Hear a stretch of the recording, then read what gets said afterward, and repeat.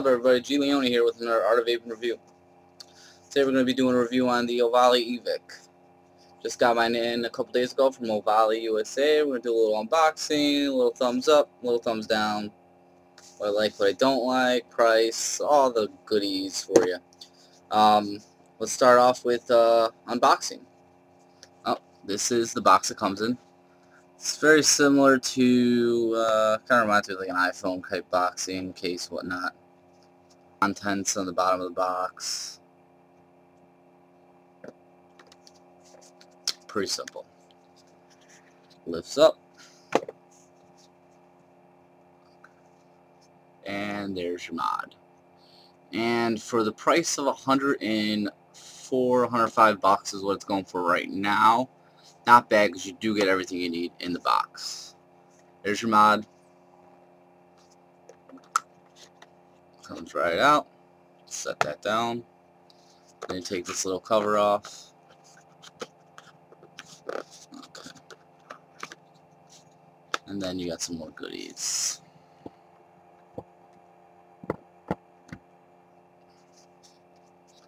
An instruction manual. Pretty hefty instruction manual. All the information you need in there, pretty much. Not, you know. And then inside of there, you're gonna have some more goodies. Put the camera down here. Alright. Gonna have a rechargeable battery. It's a 2600 milliamp. Mine's in my mod, so it's not in the box. You're gonna also get a wall adapter and a USB adapter. Wall adapter. Standard if you ever had an Ego or a Joyetech type e-cig. This is the wall charger you usually get. This one here is branded with the Ovale logo. And then the other long box, you're going to have your USB cable.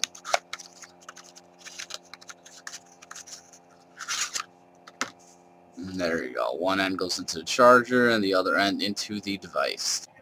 So that's what comes with it in the unboxing. As far as the device goes, it breaks down into a couple pieces, which it pretty much breaks down all the way, honestly.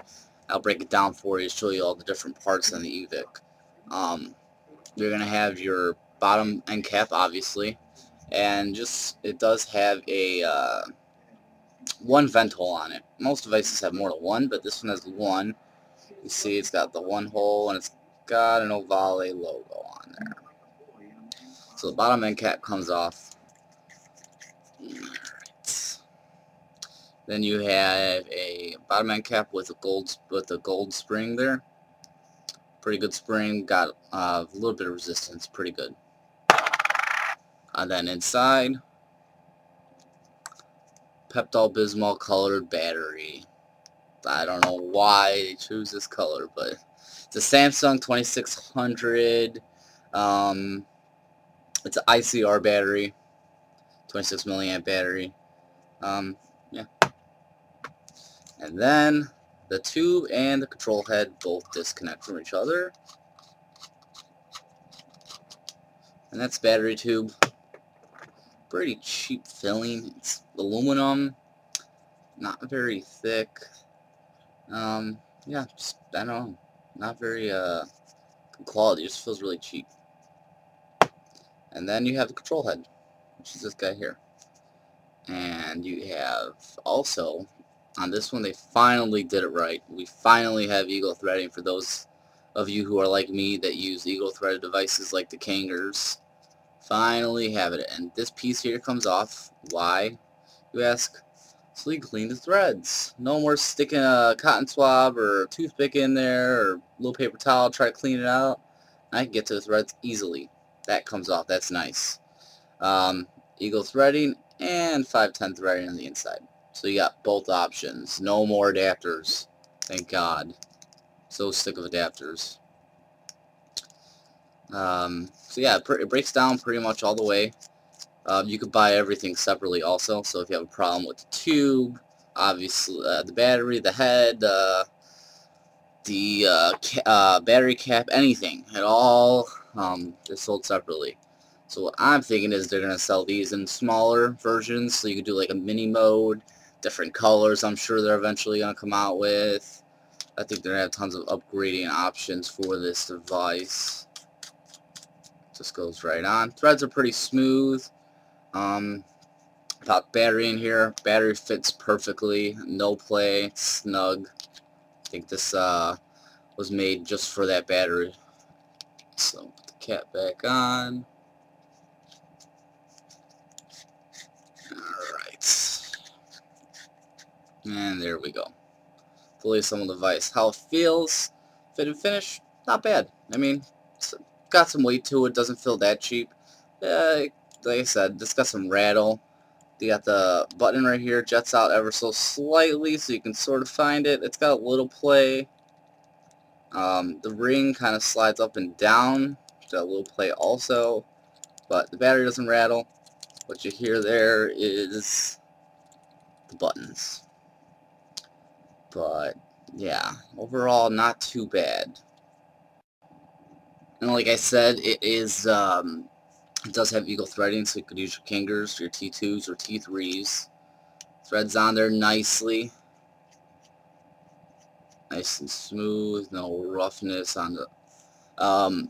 this also has, let me get close up to the camera here. If you could see this, on the cone here, it's got some grooves. I don't know if you're detecting that on the camera or not, but it's kind of hard. But they got little air grooves in the top of the cone, right where your tank or cardle would meet with the skirt. So if you do have like a VV Nova or a cardle tank and it sits flush right on the tank right here, you will have air. You have air grooves, 4 of them, so you will have airflow still. So that's a nice thing on it. Have a quick vape here. See what I'm set at, as my device isn't on because I took the battery out. That's the worst, when you want to vape and you have to turn it on. Come on. Alright.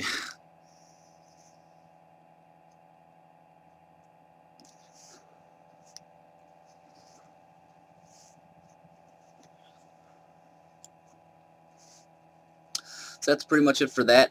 Now we'll just go into and demonstrate the menuing and different features in the system itself.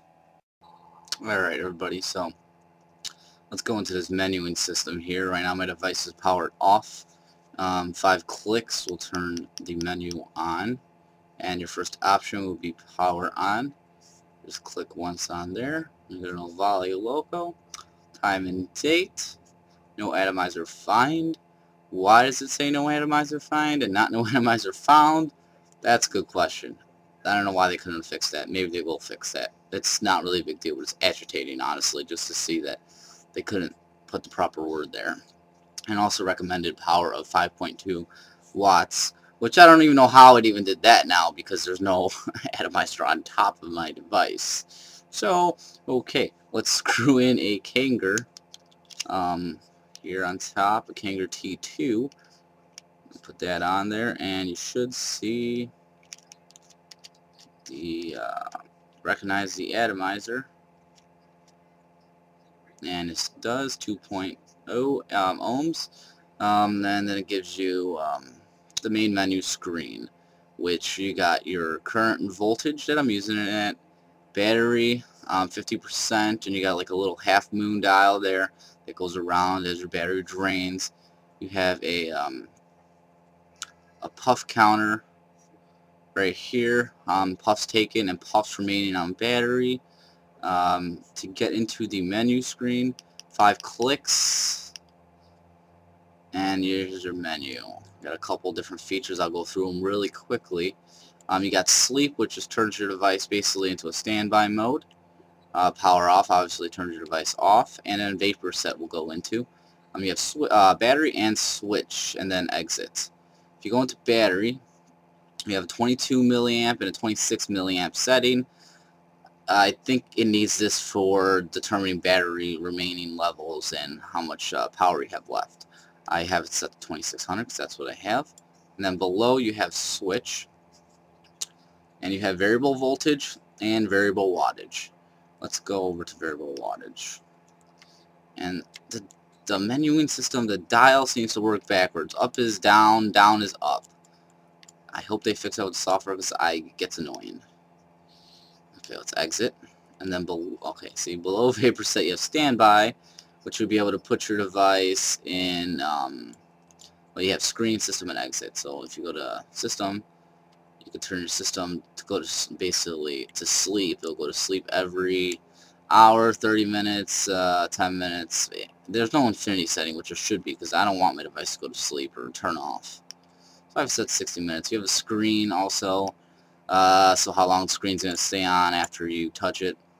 Mine I leave for 30 seconds, which is an average time. I don't think you need the screen on that long. Below that you have, I believe it's calendar. You got showtime,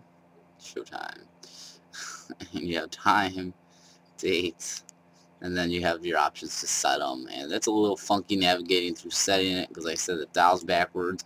One adjusts and one locks it, and it's a mess. So let's go over to exit and get out of there. Then you have puff info. Alright, in puff info here you have reset puff, total puff, and set puff. Set puff, you set a limit of puffs per day. So say you're trying to cut your habit, that's the way to do it, I guess. You can limit your puffs. You can reset the puffs, and you can check total puffs of the device. I've got 711. I've been using it for about 3.5, 4 days now. And then you could exit here. And then you'll have device info, and you have atomizer, 2 ohms. Temperature, it's all in Celsius. I don't know why. Mine's 30 degrees Celsius right now. It's temperature of the device, not outdoors or anything like that. You can set an alarm for your temperature so it doesn't get too hot. I don't know. Mine was set at 35 when I got it. I've left it there because I don't know what's too hot for a device. User info. Leone Giuseppe, 25 years old. Thanks for reminding everybody. That's why, I don't know why it's got to have your age in there, but it does ask for your age. Serial number, and then you have a software version 1.1 right now. You exit that. So you exit, and that's it. That's your menu. Not very complicated. It does do, in your main menu, it does go wattage in 0.1 increments, and it does do voltage in 0.1 increments, and there is no round robin.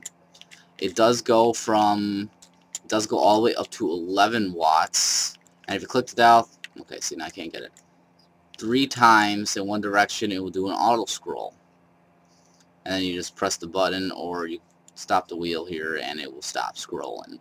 It goes all the way up to 11, and you can do an auto scroll down here. For some reason, can't get it to always do it. Gotta do it pretty quick, actually. I'm not getting it now. Anyway, so you go down, and it goes all the way down to, I believe, 4.5. 4.5 watts all the way up to 11 watts. And then let's change that over to voltage. I'll show you voltage real quick. You just go into the vapor set, which I just clicked the wrong one, and we'll switch it over to variable wattage. Okay. What did I click? I don't know. I'm having an issue reading my screen off my crappy camera. Okay. Now we're in voltage, and that also does 0.1 increments. And you can click the wheel 3 times. There it goes. Now it's going. And that goes from 3 to 5. If you're like me, you won't have any problems with it only going to 5 volts. If you're really heavy avid vapor, you might want something a little stronger. Most people vape fine around 4. So, I mean, it would be nice if it did go high just for the fact. But, and it goes all the way down. 3 does not round robin, 0.1 increments. Pretty basic. That's the menuing system. When we get back, we'll do some more info here for you. Alright, so you saw the menuing system on there. It's not the best menuing system. It does have a lot of features. It's nice to see that, you know, there's mods are now starting to get into this more digitalized. This is a good step to show us, you know, the future of vaping. Just that we have, you know, digital screens, easy to read. Maybe not easy to navigate, but it can be easier, and I think they will fix the navigating problem on this with the software upgrades. This is it next to a Z-Max. This is the Eagle threading and the 510 connection, a deep well around it. And this is it next to a Z-Max and just an Eagle battery. So that's the difference in sizes. Overall, it's the size of most mods. It's right in the middle. I don't have a Pravari, so I don't have that kind of money. I can't show you the difference from Pravari. It is a little bigger than a Pravari, though. As far as fit and finish goes in your hand, it feels good. It's good, solid filling device. It is not as heavy, though, as a VMAX. It has a bigger battery than the VMAX also. The construction of the device just feels a little cheap, like they cut a little bit of corners. Oh, another thing about this that I did not mention in the menuing is the when you do vape, I'll show you here.